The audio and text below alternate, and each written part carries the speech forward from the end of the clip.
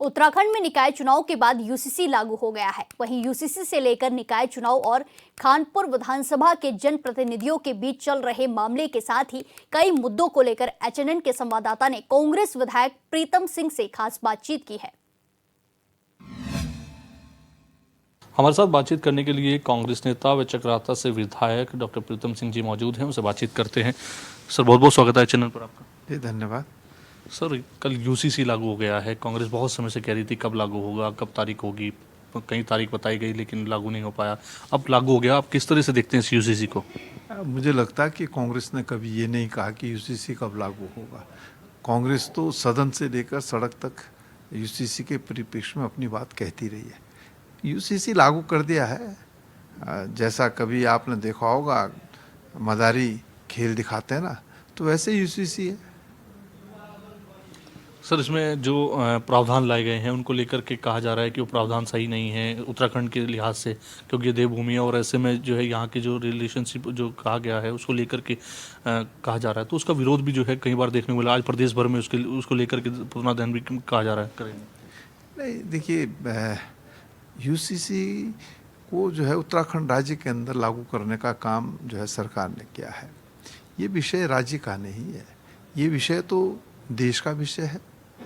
इसमें अगर पहल करनी थी तो केंद्र सरकार पहल करती, लेकिन ये कैसा यूसीसी है कि उत्तराखंड में लागू होगा, उत्तराखंड की सीमा से आप बाहर जाएंगे तो लागू नहीं होगा।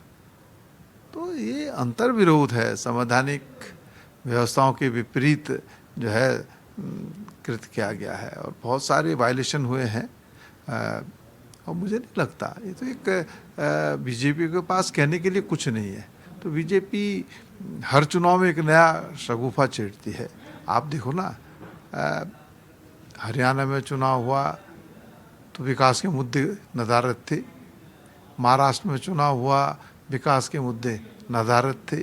कर्नाटक में चुनाव हुआ तो विकास के मुद्दे नदारद थे। तो विकास के नाम पर तो कभी चुनाव लड़ा ही नहीं है भारतीय जनता पार्टी ने।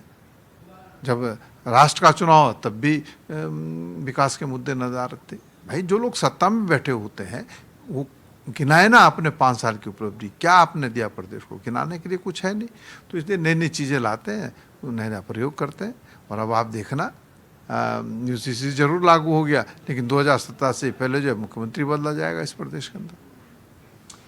सर, चुनाव की आपने बात की, निकाय चुनाव हुए हैं और निकाय चुनाव में कांग्रेस नगर निगम नहीं जीत पाई। हालांकि कुछ नगर पंचायतों पर जो है, नगर पालिकाओं पर तो आपका परचम रहा है, लेकिन नगर निगमों में नहीं जीत पाए। कहाँ खामियां मानते हैं?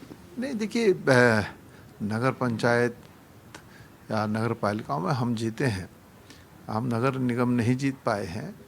मैं समझता हूँ इस पर जो है कांग्रेस जो है चिंतन करेगी, मनन करेगी और जो जहाँ कहीं पर भी हमसे कोई त्रुटि हुई है उसकी पुनरावृत्ति ना हो, इस दिशा में हम मिलकर के आगे कदम बढ़ाने का काम करेंगे। और जनता ने जो जनादेश दिया है उसको हम स्वीकार करते हैं। सर, एक पूरे उत्तराखंड में एक वो चल रहा है खानपुर विधानसभा को लेके। खानपुर विधानसभा के 2 जनप्रतिनिधि, जो एक पूर्व विधायक एक विधायक है, आपस में जिस तरह से टिक्का टिप्पणी चल रही है और गोली तक वो पहुंच गया, उस पूरे प्रकरण को आप किस दृष्टि से देखते हैं? देखिए, उत्तराखंड राज्य को हम देवभूमि कहते हैं और देवभूमि में इस तरीके के कृत्यों की हमने कल्पना भी नहीं की थी। जो हुआ बहुत दुखद है, हम इसकी कड़े शब्दों में निंदा करते हैं, भर्त्सना करते हैं और सरकार से कहना चाहते हैं कि भाई सरकार देखे इन तमाम चीज़ों को। अगर जनप्रतिनिधि इस तरीके का कृत्य करेंगे तो फिर इस प्रदेश को हम किस ओर ले जाने का काम कर रहे हैं? ऐसी चीज़ों पर अंकुश लगना चाहिए। भविष्य में इसकी पुनरावृत्ति नहीं होनी चाहिए। सरकार को सख्त कदम उठाने चाहिए।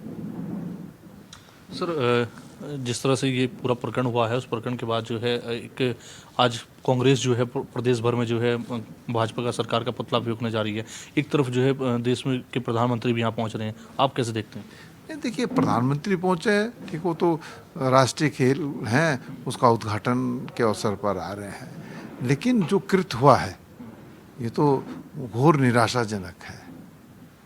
ये तो टोटली सरकार का फेल्योर है और उसमें एक तो सत्ता पक्ष से जुड़ा हुआ व्यक्ति है। तो अगर इस तरीके के कृत्य इस राज्य के अंदर होंगे, इस देवभूमि के अंदर होंगे, तो मैं समझता हूँ कि ये राजनीति के लिए भी शुभ संकेत नहीं है, किसी भी राजनीतिक दल के लिए। अगर हम इस दिशा की ओर बढ़ने का काम करेंगे तो मैं समझता हूँ ये तो बहुत ही दुखद है। मुझे उत्तर प्रदेश में भी विधायक रहने का अवसर मिला, अब मैंने इस तरीके के कृत्य वहाँ पर भी नहीं देखे। ये तो अजीबोगरीब स्थिति है। सर, ऋषिकेश की एक वीडियो वायरल हो रही है जिसमें जुलूस निकाला जा रहा है, उसमें गढ़वाल क्षेत्र के कुछ लोगों के लिए आपत्तिजनक शब्द कहे गए हैं, उसको कैसे देखते हैं? नहीं, देखिए, ये इस राज्य के अंदर जो कुछ हो रहा है बहुत दुखद है और इसमें सत्ता में बैठे हुए लोग मौन है। भाई, आप पर्वतीय क्षेत्र के, पर्वतीय मूल के लोगों के विरोध में जिस तरीके से नारेबाजी कर रहे हैं, जिस तरीके से अपशब्दों का प्रयोग कर रहे हैं, तो मैं तो समझता हूँ राजनीति में इसकी जगह नहीं है। और इस राज्य के लिए जो है एक लंबा संघर्ष जो है किया गया है और उस लंबे संघर्ष के बाद, लंबे बलिदानों के बाद हमें ये राज्य मिला है। और इस तरीके की शब्दावली अगर प्रयोग की जाती है तो बहुत दुखद भी है, निंदनीय भी है। मेरा अंतिम सवाल है सर आपसे कि खेल आयोजन हो रहे हैं, राष्ट्रीय खेल उत्तराखंड में इस बार मेजबानी का अवसर मिल रहा है, मुख्य प्रधानमंत्री आ रहे हैं इसके लिए। खेल देवभूमि से खेल भूमि के नाम पर जाना जाएगा, ये ट्रेंड कर रहा है, ये कहा जा रहा है, आप कैसे देखते हैं इस पूरे को?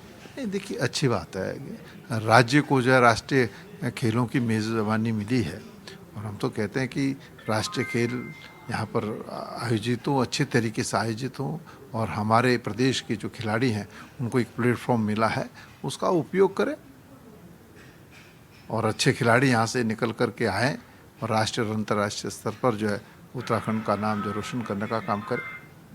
धन्यवाद सर। तो ये थे हमारे साथ बातचीत करने के लिए डॉक्टर प्रीतम सिंह जी, जो कि कांग्रेस के नेता हैं, चक्रवर्ती हैं, और साथ ही साथ अगर देखा जाए तो जिस तरह से उन्होंने कहा कि खेल को लेकर के जिस तरह से यहाँ पर युवा आ रहे हैं वो अपना खेल भूमि कहा जा रहा है, तो निश्चित उन्होंने कहा कि अच्छी बात है कि यहाँ से जो खिलाड़ी हैं वो निकल कर अन्य राज्यों में भी अपना प्रदर्शन करेंगे। कैमरा पर्सन अर्जुन बिष्ट के साथ में योगेश आर्य, HNN न्यूज़, देहरादून।